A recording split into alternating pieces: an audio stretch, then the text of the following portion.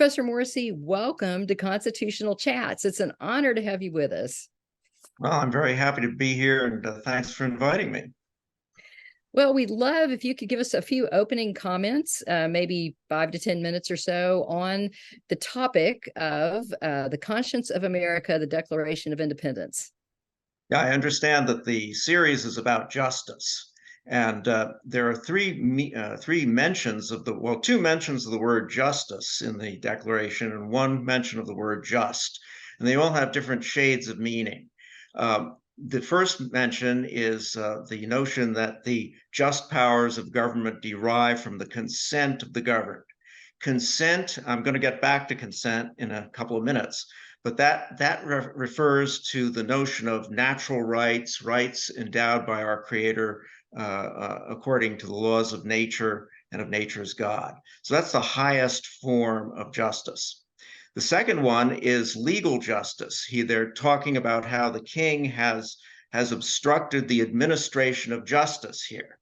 By that, they mean he's denied trial by jury, various judicial procedures. We use the word justice that way when we talk about a justice of the peace or a Supreme Court justice who embodies legal justice. The question in legal justice is always, are you obeying the law? Justice as defined by human beings who have written the law. And then the third mention of justice is right at toward the end, where they say that we have appealed to the native justice of our English brethren, but they have been deaf to the voice of justice. That suggests a kind of combination of the two, right? Something in between legal justice and natural rights justice, the habits of heart and mind of the English people. That would be conscience, wouldn't it? The conscience is native to any people, including the English, but they can develop it or they can't. They can heed it or they can't. So those are the three meanings of justice. The most important one, of course, is natural justice as distinguished from legal justice. And 2 years before the Declaration was published, in 1774, the colonists issued the Articles of Association. The Articles of Association was a complaint to the British government. It was saying, within the British Constitution, you are violating our rights. You're, again, trial by jury, extraordinarily heavy taxation, that kind of thing. What they're talking about the rights of life, liberty, and property as civil rights, as legal rights. The Declaration of Independence breaks with that. They're no longer saying we are loyal subjects of the British Empire. We want to obey the laws, but we want the laws to be just. They're saying we're severing our ties with the British Empire. That cannot be a legal appeal. That has to be an appeal to a sense of justice that is beyond legality, that is universal to all human beings. And those are the laws of nature and of nature's God. Now, it reaffirms the union of the colonies, but it reaffirms the unity of the colonies in terms of their banding together to announce their independence from the British regime. And in order to do that, they can't just cite British constitutional law anymore because they're severing their ties. So they have to make an argument that is universal. It's to all human beings, not just the British. It's a Declaration of Independence to all nations. And it's also framed in a logical argument, because reason is the distinctively natural characteristic of human beings. And a logical argument, a lot of people don't see this about the Declaration. The Declaration of Independence is a logical syllogism. And by that, I mean, it starts out with a series of what they call in logic, the major premises of the argument. That is to say, general truths that are the basis of the argument.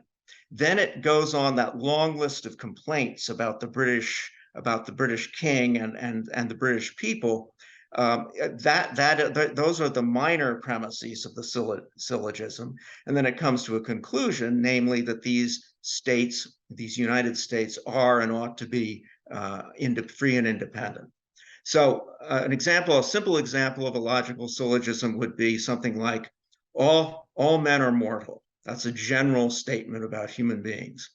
Socrates is a man. That's the minor premise of the syllogism, about a particular person. And the conclusion is that Socrates is mortal. Hard to argue with that. That is a nice, tight, logical syllogism. Well, the Declaration lays down the major premises of the argument. They say, we hold these truths to be self-evident, right? All men are created equal, meaning that they are endowed by their creator with the rights to life, liberty, and the pursuit of happiness, that governments are designed for the consent of the governed. Consent, therefore, cannot be simple assent. People tend to think of consent now as just sort of a sentiment. I go along with this. No, consent, if it's within the framework of natural rights or unalienable rights, it must be rational assent, must be logical assent. It must be a conclusion derived from reason. And the other thing that they mention very importantly is the notion that governments are designed to secure the safety and happiness, that is to say, the life, liberty, and pursuit of happiness of the people under which the government governs. So that's the basic structure of the Declaration of Independence, and it gives you a sense of how the conscience of a human being would need to be alert to rational thought. It cannot be, it can easily be overwhelmed by tyrannical impulses or other forms of non-rational sentiment. That's not what the Declaration is all about. So that's my preliminary statement. I hope it's short enough and succinct enough for your purposes. It was perfect. Thank you so much. And in the school speeches that Janine has designed and that we give in schools across the country, we always start with the Declaration of Independence because it is the foundational document. It was such a groundbreaking document. And Janine, I know you have got a lot of questions, so I'm going to turn it over to you. Thank you, Kathy. And Professor Morrisey, I can always leave it to you to take this conversation a notch higher and in more intrigue and interesting ways of looking at things. Just respect you and treasure you so much. And you've been a wonderful asset to Constituting America, all your contributions with our 90-day studies. And you're just, we just value you and honor you, respect you very much. Okay, so let's talk about this a little bit. I love how you were talking about the reason behind the Declaration of Independence, and I love this. We had a guest that was talking about the conscience of America, and that the Declaration of Independence is the conscience of America, and that we may stray from it, we may not always adhere to it, but this is our conscience, and it's really, I would argue, the conscience for America, but also the conscience for the world, really, with the groundbreaking aspects of what we did. But I also heard someone say something recently: you can't vote away the life, liberty, the pursuit of happiness, or the First Amendment rights. You can't vote them away because they're inherent and they are given to us by our Creator. Can you talk about that a little bit? Because I think sometimes well, we need to vote away that right. But we consider these to be inherent rights, and that's the big difference. There can't be a mass populace come around and decide that, after all, we don't need these things. They're not up for a vote. That's right. The laws of nature and of nature's God are not up for a vote. You can recognize them in a vote. You can deny them if you will, but they are there anyway. It would be like it's as absurd to deny the natural rights of a human being, the unalienable rights of a human being, as it would be absurd to deny that E equals MC squared, or 2 + 2 = 4, or the law, or in terms of the founders' generation, the laws of gravity that were discovered by Isaac Newton. You can't vote that away. No human effort. A human being can violate those rights, and of course George III was doing just that. But it's not. You can't take them away in the sense of taking them away inherently from any human being. It's the distinction, by the way, that I was making earlier between legal rights and natural rights. You can have legal rights taken away, in an instant, but natural rights, no, absolutely not. Incidentally, the business of the Declaration is the conscience of America. That was probably some college professor who said that. And as a former college professor, I'm always eager to qualify what one of my colleagues might say. I would say it's an expression of the conscience of America. Conscience is a natural quality of human beings. It can be developed or it can be buried, but Jefferson said it was an expression of the American mind, and the American mind would very much include the conscience of America. Okay, wonderful. I have a question for you from Juliet, who's sitting right here next to me. I'm visiting from Boston. Good afternoon, Juliet. I'm my good friend. Hello, I'm the law student over here with a burning question.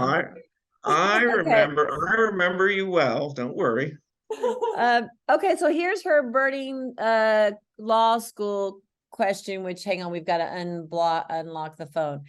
Is justice, quote unquote, from natural law, aka the justice from the Declaration of Independence, legally enforceable? If so, how should judges do so within the confines of textualism? Okay, it is certainly legally enforceable. Otherwise, we wouldn't have the U.S. Constitution. That is an attempt to translate. If you have natural law, very well and good. You can, it's self-evident and so on. But you have to then translate that into a real world situation, a particular country with particular customs and sentiments within it. The American Constitution is a legal expression of the natural law in terms of what the American people's conditions were, what their sentiments were, what their customs were at that time. And so yes, in terms of strict constructionism, right? The strict construction of the American Constitution would, a judge who did that would be expressing the legal expression of the natural rights foundation of the American regime. Does that answer it?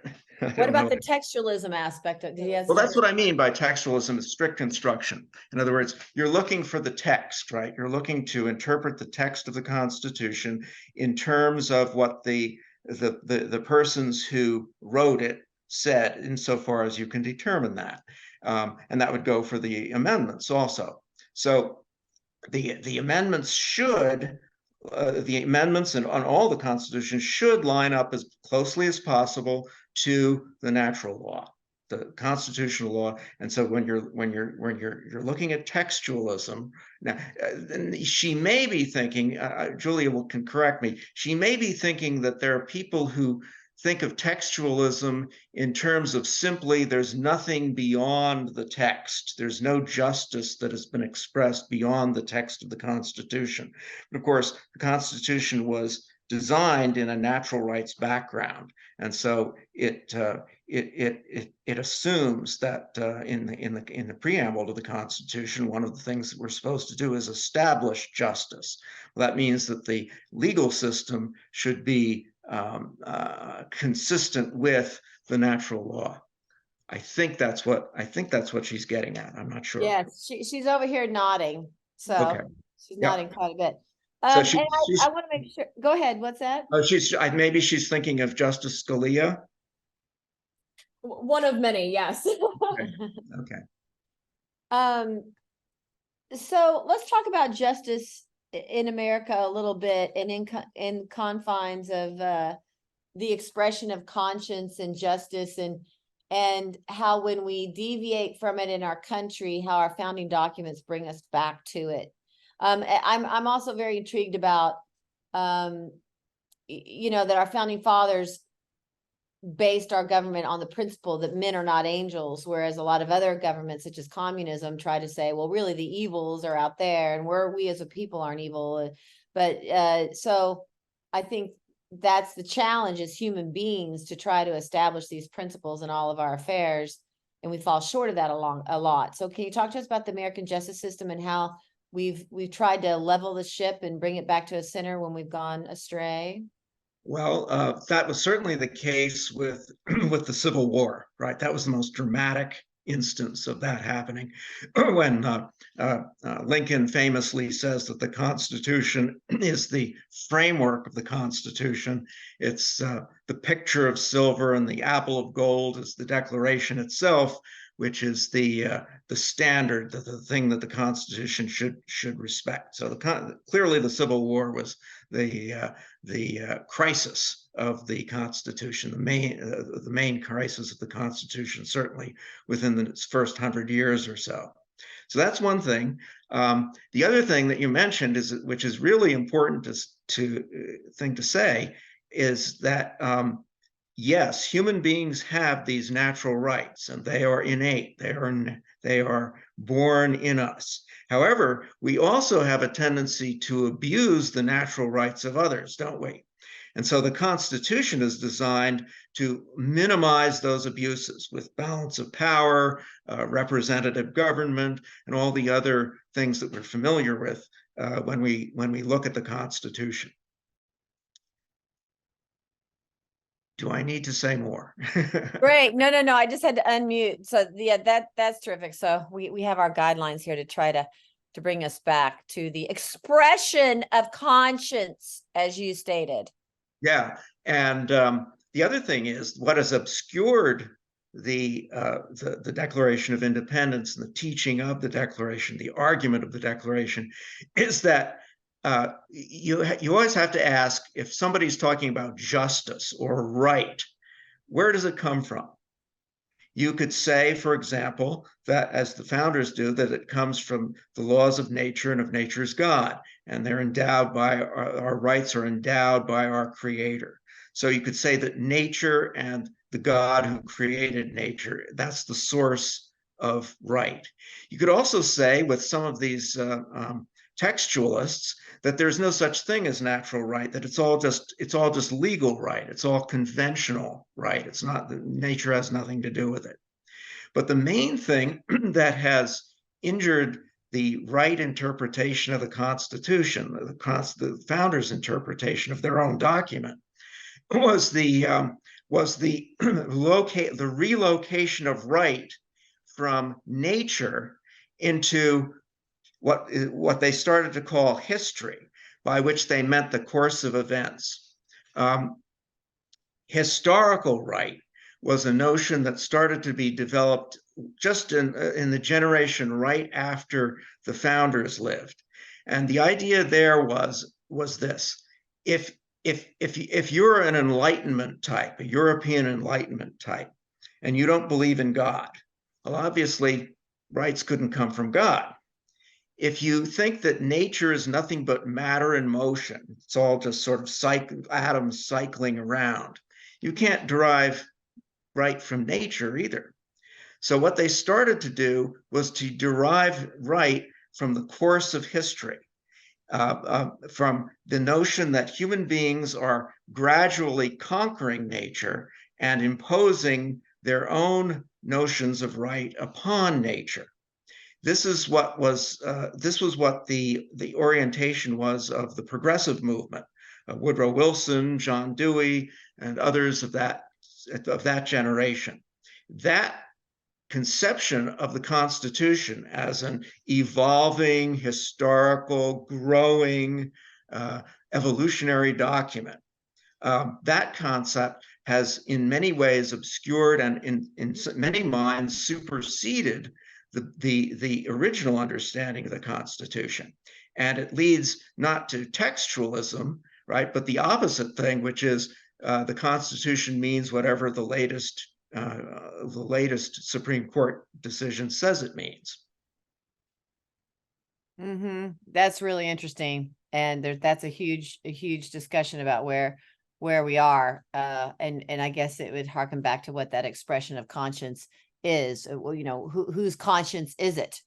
Yeah, and conscience itself, right? If human nature is evolving, if human nature is a moving target, then so is conscience. And so a conscience of this, the conscience of 1787 or 1776 might be very different from what the judge says the conscience is today. Right. Yeah, and I want to make sure I toss the Tova here, but I guess when our conscience does evolve, which I mean I think is going to happen. I mean, I don't know, there are virtues that come from God that don't change and don't evolve, but there are other aspects of society that we have our amendment process. And that's what our amendment process is there to represent. Well, the amendment process would ideally at least be something like the Civil War amendments, where they're saying, look, we didn't extend the natural rights to all people living in America. There were slaves here. We've abolished slavery. Now we're going to line up the Constitution with these amendments to express more fully the natural rights that had already been enunciated, which are universal, which are to human beings as such. See that? So that's the way you would, it wouldn't, a progressive would say, yeah, our conscience is evolving. Our conscience may be more or less sensitive, right, to these basic natural laws, but the conscience may change. The judgments of conscience may change. These may be overly fine distinctions. I don't mean to belabor it, but that's what I'd say to that.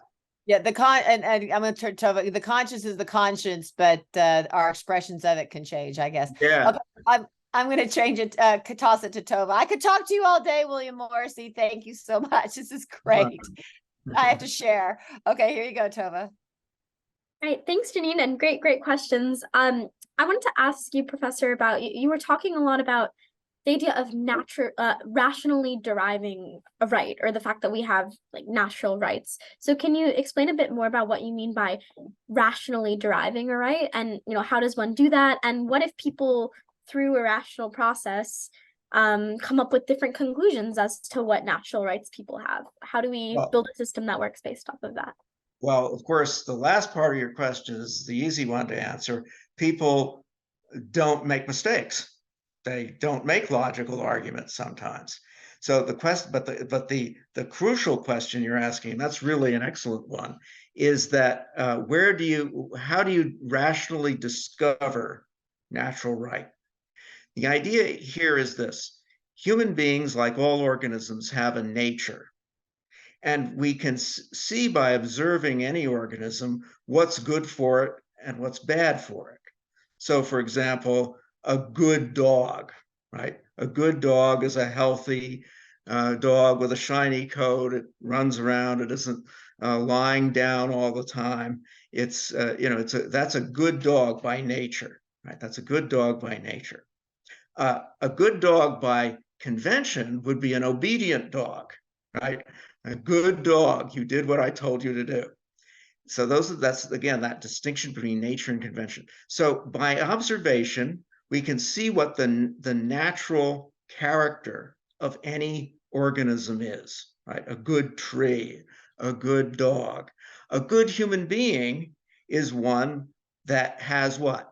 The distinctive characteristic of a good human being is the ability to reason, right? So anything that would violate the ability to reason, anything that would deprive you of the ability to speak out, to write, to express yourself in a rational way is against your nature. That is a violation of what you could call a right. There are other rights, obviously very physical rights, life. It can't be good for a human being to be garroted. Right? It can't be good for a human being to be physically confined to menial and brute backbreaking labor, as in slavery. That can't be good for what the nature of a human being is. And as far as the pursuit of happiness is concerned, that's right out of Aristotle. Aristotle asks the question, what is the purpose of a human being? What do human beings always want? And he goes through a whole list of things, pleasure and avoidance of pain and things like that. But he says, really, what people want is happiness. That is to say, they want the full development of their existence, their nature as human beings. That's what happiness is. It's the full development of the human capacities that each of us has and was born with. And so the pursuit of happiness, too, is a natural right. That's what a good human being would be. And that's the basis of that. And of course, they would add that the human beings were designed that way by God. Well, great. Thank you for that overview. That was really clarifying. And then I was wondering if you could talk a bit more about at the time of the founding, what exactly were the violations of justice that they accused King George of, and how did the founders conclude that these violations were grave enough to launch a revolution over versus sort of the conception of justice that is defined by like what is the law? And I say this because I think a lot of times when I'm explaining this to often younger audiences, they kind of are taught that it boils down to just like, oh, the taxes were too high, so the founders wanted to rebel. And they say, wait, but we get taxed now and our taxes are pretty high, so should we rebel? And I don't think that there's like a deeper look into why exactly the founders felt what they felt the violations of their natural rights were, and why they felt that, as opposed to other violations in the past, this current round of violations necessitated something as drastic as a revolution. Yeah, that's we've just been talking almost exclusively about the major premises of their syllogism, natural rights, etc. What you're talking about are the minor premises of the syllogism, and it's a very long list.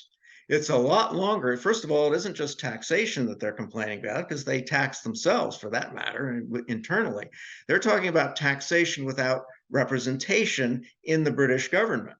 And if you're being taxed without representation, you're being taxed without your consent. Government derives their just powers from the consent of the governed. So if you're not represented in the government and it's taxing you, then you're violating the natural right to rule yourself. After all, when you're talking about reason, right, you're talking about the ability of a human being to rule himself, to govern himself, and an ability that is unique to human beings in many ways, right? Because we're uniquely endowed by reason. But look at the list. I'm not going to read you the whole list; it would take up the rest of the program.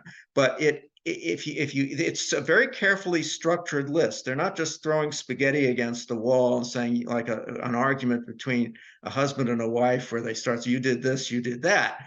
It's a structured argument. It's a rational argument, and it basically goes from smaller offenses to the worst offenses. And I've got my declaration here, so I'll just read you some of the concluding offenses, which are pretty strong, right?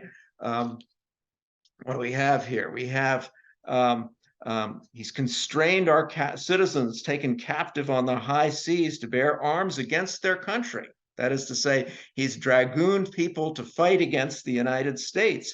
He's excited domestic insurrections among us, endeavoring to bring the inhabitants of our frontiers, the merciless Indian savages. And by the way, that does not mean that all Indians are savages. It means that some of the tribes were. And I can elaborate on that if you want.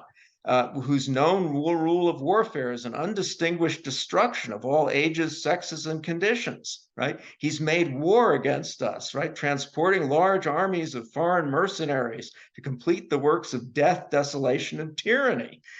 Those are pretty serious objections. And that's why they talk about the necessity of doing this. What they mean is a moral necessity. It's not a physical necessity. They could roll over and die if they wanted to. They become martyrs. But what they're saying is that it's a moral necessity to stand up for our innate rights. I see. Well, thank you. And then I was wondering, are there any is there a sort of uniquely American conception of justice that has developed throughout our history, or do we owe most of our intellectual understanding of justice from what evolved from the Europeans? Well, I would say that the United States, the uniqueness of the United States wasn't so much to discover new principles of justice. A lot of this is already had been discovered in Aristotle, Locke. In fact, Jefferson says so in one of his famous letters. He says it derives from Aristotle, Cicero, who was a major political thinker of Rome, Locke, and Algernon Sidney, who is a largely forgotten figure now, but who is very important in the intellectual landscape of the founders.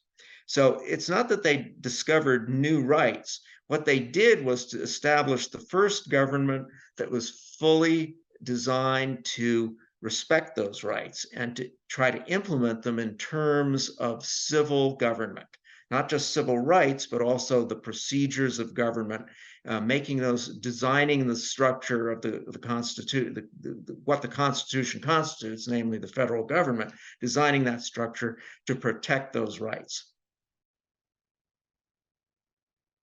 Got it. Thank you. I love that. The putting the theory into practice, and isn't it wonderful that it's lasted almost 250 years? I think that is a pretty strong point. And then my final question is a very broad philosophical one, so feel free to answer it however you see fit. But in the eyes of the founders, did they believe that we ever could have a truly just society?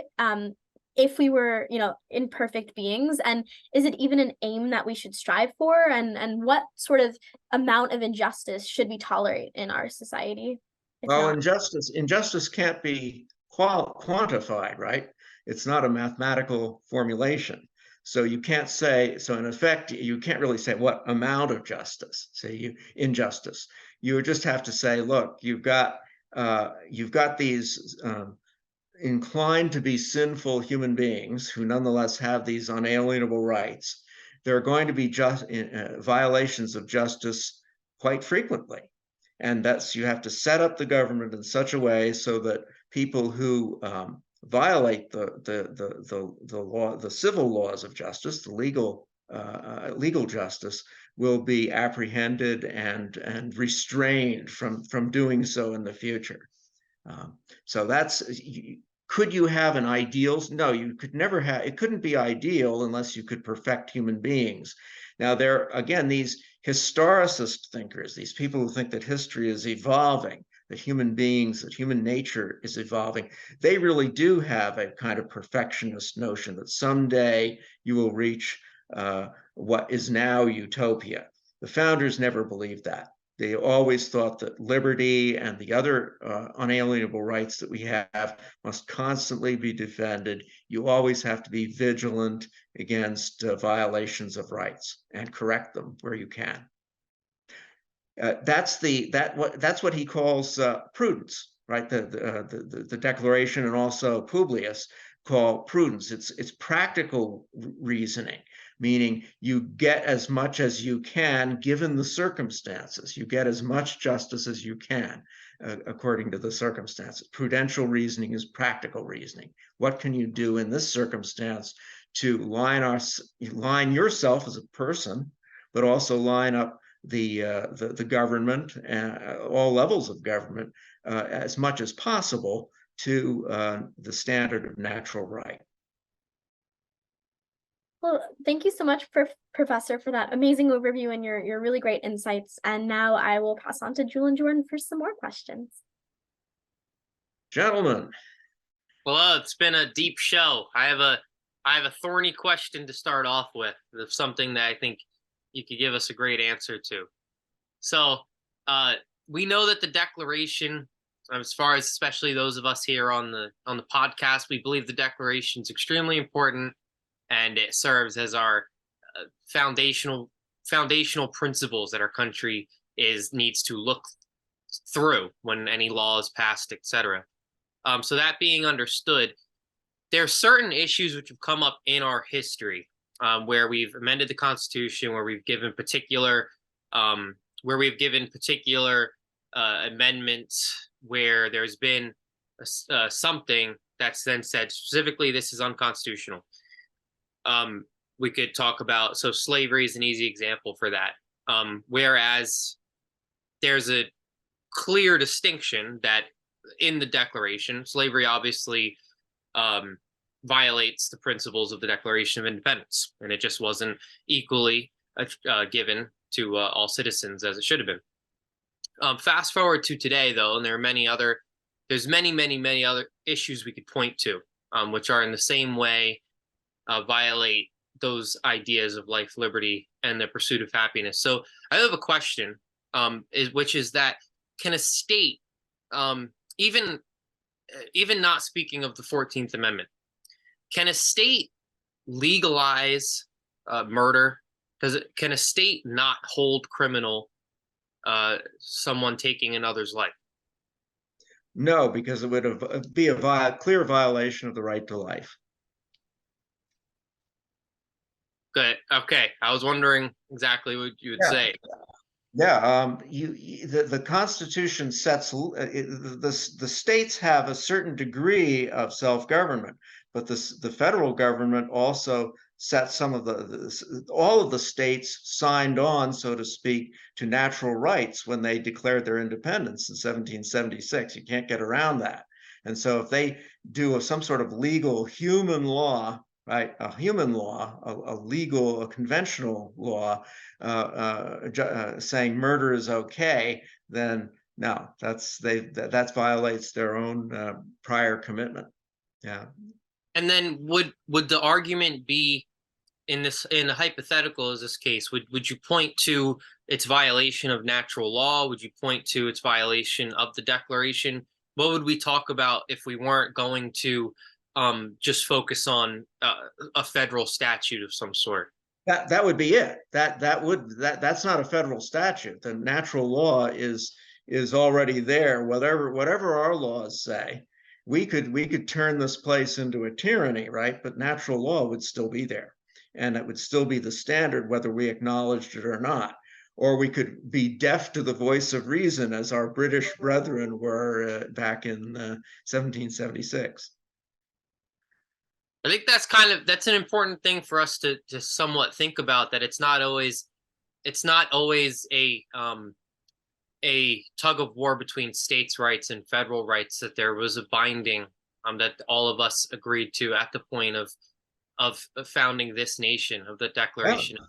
This was Lincoln's point, really. The Union, he says, started in 1774 when we did those Articles of Association, and then the unified states, which were unified in those days around the British Constitution, then switched the basis of their union to these natural rights, these unalienable rights, and that all 13 newly independent states agreed to that right at the get-go. That was the basis, the moral basis of their political union. Whereas the moral basis of the union with Great Britain, which they were severing, was really a legal basis. It was the British Constitution and the laws governing the relationship between the colonies and London. Yeah. In our that's a huge thing. I hope everybody and I myself will take away is your description of the basis of the union switched from a legal basis to a basis in this bond of agreements on natural law. I'm going to recognize.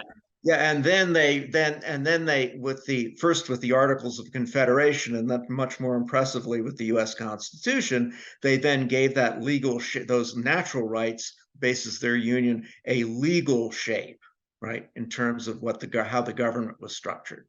Yeah, so they came back to a new legal order that was more expressive of natural right than the British legal order had been, which had done them wrong. You said something very interesting earlier in the show about that our founders were morally obligated to break away from Britain. Yeah. And so often you think about it as, a want for themselves to be free. But when you boil it down to a moral obligation, and that's why they felt it so necessary, you can really see where they got the wording from, because if you're guided by that, if you're guided by morality that's higher than yourself, you have a much better chance to create something that is true. It seems like that moral compass is much harder to follow in our present time. I think based on that, people want to be a little bit more than they are, thinking we're a little too important than what we are capable of. So how would you advise somebody to follow their moral compass, meaning, the truths given to them by God, in a time when it is not viewed as important? Well, of course, one way of doing it would be to attend church services and listen to the pastor. That would help, right? That's one thing you can do. Another thing would be to study these principles, right? To actually know that a lot of people have never read the Declaration of Independence. They don't have that they can't articulate. They have sentiments, but they don't have any reasons to back up their sentiments. They have no rational notion of why these sentiments are justified. They tend to consult their feelings rather than consult their reason when it comes to asserting their rights. And that takes discipline, doesn't it? In other words, your impulses tell you one thing, your reasoning tells you another thing. It would be a lot easier to squash your brother, right, than it would be to respect his natural rights. Well, maybe it wouldn't be so easy. He might fight back. But you see what I'm saying? It's he might defend his rights quite effectively for all we know. But you see what I'm saying? It's you have to be. It requires you to from childhood to start disciplining yourself in accordance with with reasoning rather than just blurting out whatever happens to come into your head at any given moment and then acting upon it. That's no good. And if one of the problems in any democratic society, and this is something that the French writer Alexis de Tocqueville famously talked about in his book, Democracy in America, which was published in the late 1830s.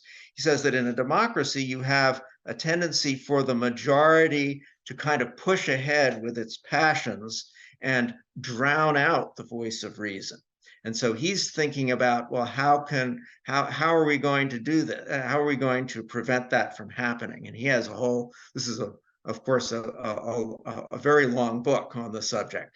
The founders were saying, okay, we can set up laws that even when that are designed so that even when human beings are under the grips of passion, their actions will be restricted by the separation of balance and powers and all those sorts of things to bridle themselves. And one of the things people who are interns in Washington, young people who are interns in Washington typically say is that it takes so long to get a law passed. Well, yeah, it's supposed to. You're supposed to the structure is set up to make you more deliberate, to listen to other arguments for and against.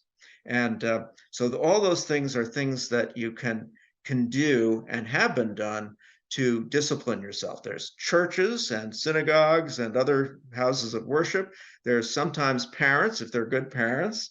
You've got the laws, the legal system. You've got a variety of things that you can, and you've got yourself. You've got your own nature, your own dignity as a human being to govern yourself rationally rather than govern yourself like, that dog I was talking about a little while ago. Okay, thank you. I think it's time we pass to Kathy for some audience questions, but thank you very much. You're welcome. Well, thank you to everyone for your great questions so far. And thank you, Professor Morrisey. I echo all of the accolades that Janine gave you earlier. Now, we want to, first of all, give a shout out to our listeners on Las Vegas's KKVV. KKVV airs our podcast on Monday evenings at 6 p.m. Pacific at 10:60 a.m. So thank you to KKVV and all who listen out in Las Vegas. We also want to give a shout out to a lot of teachers with students watching today.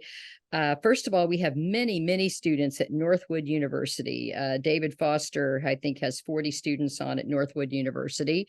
Michael Cotting is a student watching. Laney Alderman has 30 students at the Martinez Unified School District. Aletha Cruz has a student. Teresa Warnick has 2 students. Sam Pickett has 3 students. Alan Amadal has 30 students from Albany Senior High. Dina Partzloff has 30 students from Central Union Adult School. Nikki Englert, 5 students, home education. Donna Vittick helped round up quite a few participants today who are watching and has 2 students from Cushman. And Susie Kikoa has 2 students that are homeschool students, and Fred Pursley, 6 students from Mansfield Classical Academy. So thank you to all of our students in classrooms that are joining us today. Now, I mentioned Northwood University, and Professor Tokarov and all of his students at Northwood have been so enthusiastic about especially this series and this current episode of the chat. And Professor Tokarov asks, how does the language of the Declaration make the American Revolution different from other revolutions?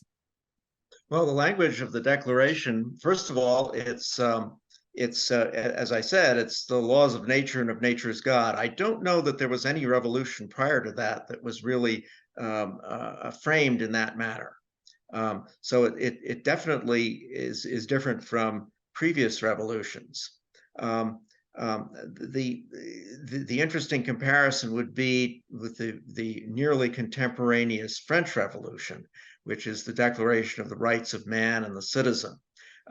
Whatever the content of that, they certainly asserted natural rights, but the problem with them was that they had what wasn't necessarily the abstract truth of what they were saying, but their inability to govern themselves according to those rights in a prudential or even just manner. Right? It was clearly an expression predominantly of passion rather than of reason, and it developed in that way with the Jacobin Terror. So that's one of the main differences. And of course, if you think of the main revolutions of the 20th century, the Soviet Revolution in around World War I, the Nazi Revolution in 1933, the Maoist Revolution in the late 1940s, all of those revolutions were based on this notion of historical right. That the idea that the Marxist idea that history is going in a certain direction, it's inevitable, and you're justified in having a dictatorship, a tyranny of the proletariat, which is pushing history forward toward this grand notion of communism that we're all going to be involved living under once the revolutions are completed worldwide. So there's a lot of distinctions between the American Revolution and the subsequent both previous revolutions, which weren't based on natural rights typically at all. Typically they were based on one class supplanting another class, or a coup d'etat, or one monarchic dynasty supplanting another. And then the subsequent revolutions, which in some cases, and the most lethal cases, were based not even on natural rights at all, but on these claims of historical destiny.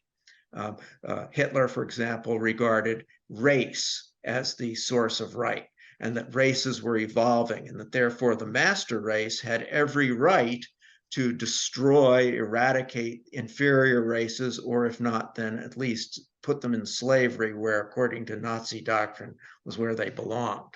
So very different. Another more recent revolution was the Iranian Revolution, where they overthrew the Shah of Iran in 1979. The Shia Muslim clerics displaced a man who was arguably a tyrant, but they then exercised that they derived their source of rights from the Quran.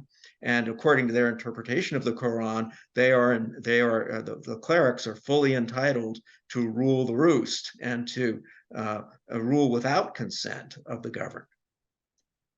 I don't know if that answers the question. It starts an answer anyway. Yeah, no, that was a great, very thorough answer. And it reminds me of the 90-day study that Janine designed last year, American Exceptionalism Revealed, the historic rise and fall of worldwide regimes and how United States founding wisdom prevailed. It was a great answer. Thank you so much. Well, we hope it will continue to prevail, although there are some very formidable opponents of it, both domestically and especially foreign opponents. Well, and thank you, Professor Morrisey.